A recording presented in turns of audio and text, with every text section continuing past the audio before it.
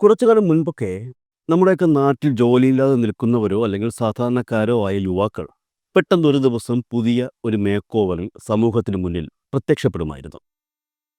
എന്താ സംഭവമെന്ന് ആരെങ്കിലും ചോദിച്ചാൽ അവർ പറയും താനിപ്പോൾ വലിയ ഒരു ബിസിനസ് സാമ്രാജ്യത്തിൻ്റെ ഭാഗമാണെന്നും അവരുടെ എക്സിക്യൂട്ടീവായി അവരുടെ പ്രോഡക്റ്റുകൾ വിൽപ്പന നടത്തുന്ന വ്യക്തിയാണെന്നും നിങ്ങൾക്കും വേണമെങ്കിൽ ഈ ബിസിനസ് സാമ്രാജ്യത്തിൻ്റെ ഭാഗമായി ചേരാം എന്നുള്ള ഓഫറും അവർ കൊടുക്കും. അതായത് നമ്മുടെയൊക്കെ ഭാഷയിൽ പറഞ്ഞാൽ MLM അഥവാ മൾട്ടി ലെവൽ മാർക്കറ്റിംഗ്. തങ്ങളെപ്പോലെ തൊഴിലില്ലാതെ നിൽക്കുന്ന മറ്റ് യുവാക്കളെ ചെന്ന് കണ്ട് അവരെ ക്യാൻവാസ് ചെയ്ത് ആ വലിയ ബിസിനസ് സാമ്രാജ്യത്തിൻ്റെ ഭാഗമാക്കുക എന്നുള്ളതാണ് അവർക്ക് നൽകിയിരിക്കുന്ന ജോലി. ഇപ്പോൾ ഞാൻ രണ്ടുപേരെ ചേർക്കുക, ഞാൻ ചേർത്ത രണ്ടുപേരെ വീതം ചേർക്കുക, അങ്ങനെ ആ ശൃംഖല വലുതാക്കി വലുതാക്കി മാറ്റുക. ഈ ബിസിനസ് സാമ്രാജ്യമായി അവർ അവതരിപ്പിക്കുന്നത് ഏതെങ്കിലും വലിയ ഇൻ്റർനാഷണൽ കമ്പനിയുടെ പേരുമായി ബന്ധമുള്ള പേരായിരിക്കും. സ്വാഭാവികമായും ഈ പേര് കേൾക്കുമ്പോൾ മറ്റേ കമ്പനിയാണെന്ന് നമ്മൾ വിചാരിക്കും. വെറുതെ ഇരുന്ന് ലക്ഷങ്ങൾ സമ്പാദിക്കണം എന്ന ആഗ്രഹവുമായി നടക്കുന്നവർ ഈ പരിപാടിക്ക് ചെന്ന് തലവയ്ക്കുകയും ചെയ്യും. മൾട്ടി ലെവൽ മാർക്കറ്റിംഗ് നടത്തി രക്ഷപ്പെട്ടവർ ഉണ്ടോ എന്ന് ചോദിച്ചാൽ ഇല്ല എന്ന് തന്നെ പറയേണ്ടി വരും. പിന്നെ രക്ഷപ്പെട്ടതായി ഇവർ അഭിനയിക്കും. ലക്ഷങ്ങൾ ശമ്പളം വാങ്ങിക്കുന്നവരാണ് തങ്ങളെന്ന് പറയും. പക്ഷേ കാര്യത്തിലൊന്നുമില്ല. ഇതിൻ്റെ പേരിൽ തന്നെ വല്ലവരുടെ കയ്യിൽ നിന്നും ഒക്കെ കടങ്ങളൊക്കെ വാങ്ങി കുറച്ചു കാലം ഈ വണ്ടി അവർ പതുക്കെ മുന്നോട്ടിട്ടു. ഒടുവിൽ തകർന്നടിഞ്ഞ് ഒരു സൈഡിലിരിപ്പാവും. അല്ലെങ്കിൽ ദിവസക്കൂലിക്ക് വേറെ ഏതെങ്കിലും ജോലിക്ക് പോയി കടം വീട്ടാൻ നോക്കും. മിക്കവാറുമുള്ള എല്ലാ മൾട്ടി ലെവൽ മാർക്കറ്റിംഗ് എക്സിക്യൂട്ടീവുകളുടെയും കഥ ഇതൊക്കെ തന്നെയാണ്. ഏകദേശം ഇതേ അവസ്ഥ തന്നെയാണ് PV അൻവറിനും. CPMുമായി പിണങ്ങിയിറങ്ങി വെല്ലുവിളികളും മറ്റുമായി നടക്കുന്നതിനിടയിലാണ് DMK എന്ന പാർട്ടി PV അൻവർ രൂപീകരിച്ചത്. ഈ സമയത്ത് MLA സ്ഥാനം രാജിവച്ചിട്ടില്ലായിരുന്നു. പുതിയ പാർട്ടി രൂപീകരണം തൻ്റെ MLA സ്ഥാനത്തിന് ഭീഷണിയാകുമോ എന്ന് ഭയന്ന് താൻ രൂപീകരിച്ചത് ഒരു രാഷ്ട്രീയ പാർട്ടിയല്ല, നമ്മളൊരു സന്നദ്ധ സംഘടനയാണ് എന്ന് അൻവർ പറഞ്ഞു.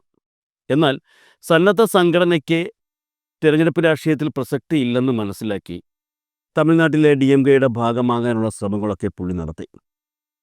ഒന്നും നടന്നില്ല. ഇറങ്ങി വന്നത് LFൽ നിന്നായതുകൊണ്ട് തന്നെ അവിടേക്ക് പോകാനുള്ള ഒരു ഇതുമില്ല.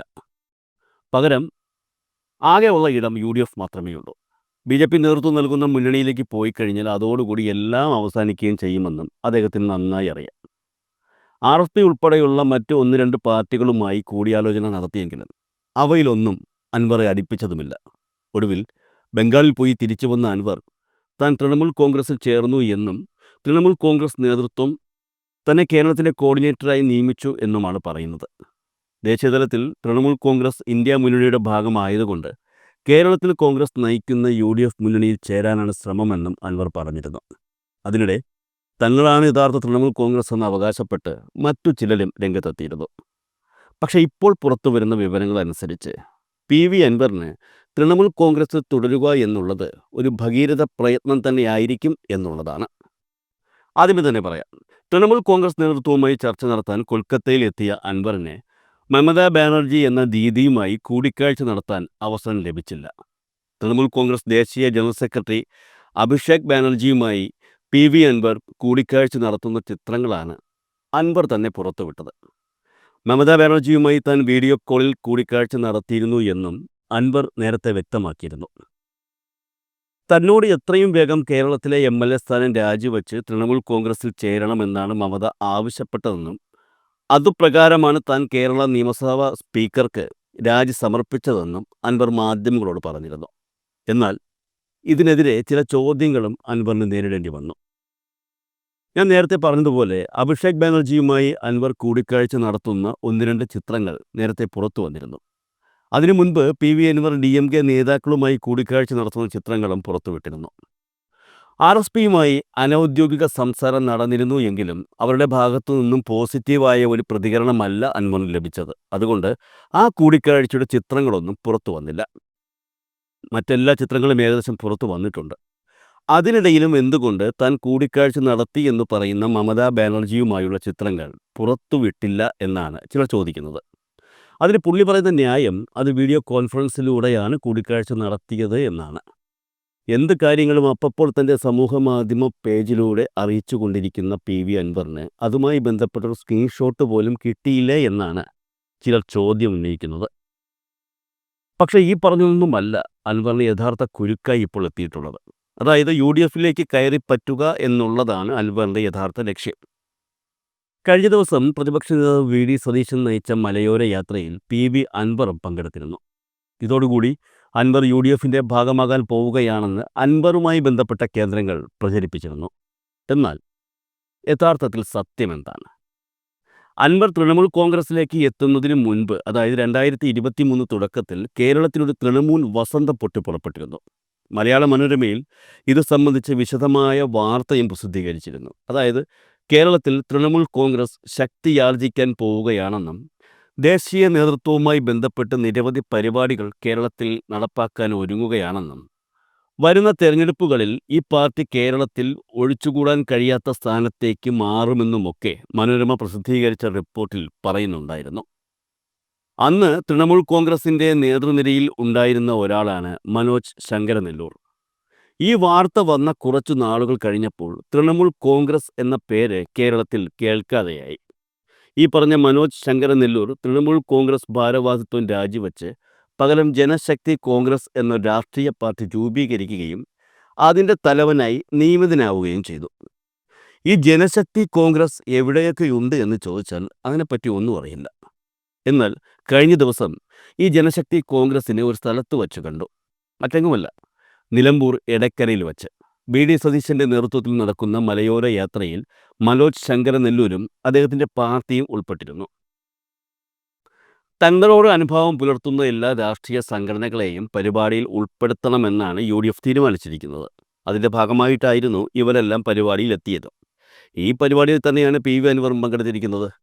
അതായത് PV അൻവറിന് പ്രത്യേക ക്ഷണമൊന്നും ലഭിച്ചിട്ടില്ല എന്നാണ് കോൺഗ്രസ് നേതാക്കൾ വ്യക്തമാക്കുന്നത്. മാത്രമല്ല, അൻവർ പരിപാടിയിൽ പങ്കെടുക്കുമെന്ന് അറിയിച്ചപ്പോൾ മലപ്പുറത്ത് ഭൂരിപക്ഷം കോൺഗ്രസ് നേതാക്കളും ഒരു ലീഗ് MLAയും ഈ ആവശ്യത്തെ എതിർത്തു എന്നാണ് അറിയാൻ കഴിയുന്നത്. ചുരുക്കി പറഞ്ഞാൽ കാര്യം ഇത്രയേ ഉള്ളൂ. PV അൻവറിനെ UDFിൽ ഉൾപ്പെടുത്താൻ അവർ ഇതുവരെ യാതൊരു തീരുമാനവും എടുത്തിട്ടില്ല. ഇനി തൃണമൂൽ കോൺഗ്രസിൻ്റെ കാര്യം പറയാം. തൃണമൂൽ കോൺഗ്രസിൻ്റെ കോർഡിനേറ്ററായിട്ടാണ് അൻവർ ഇപ്പോൾ കേരളത്തിൽ പ്രവർത്തിക്കുന്നത്. തൃണമൂൽ കോൺഗ്രസിന് കേരളത്തിൽ വേറെ കമ്മിറ്റികളൊന്നും ഇല്ല എന്നാണ് അൻവർ പറയുന്നത്. എന്നാൽ അങ്ങനെയല്ല, തൃണമൂൽ കോൺഗ്രസിന് കേരളത്തിൽ കമ്മിറ്റി ഉണ്ടെന്നും കമ്മിറ്റിയുടെ പ്രസിഡന്റ് താനാണെന്നും വ്യക്തമാക്കി CG ഉണ്ണി നേരത്തെ രംഗത്തെത്തിയിരുന്നു.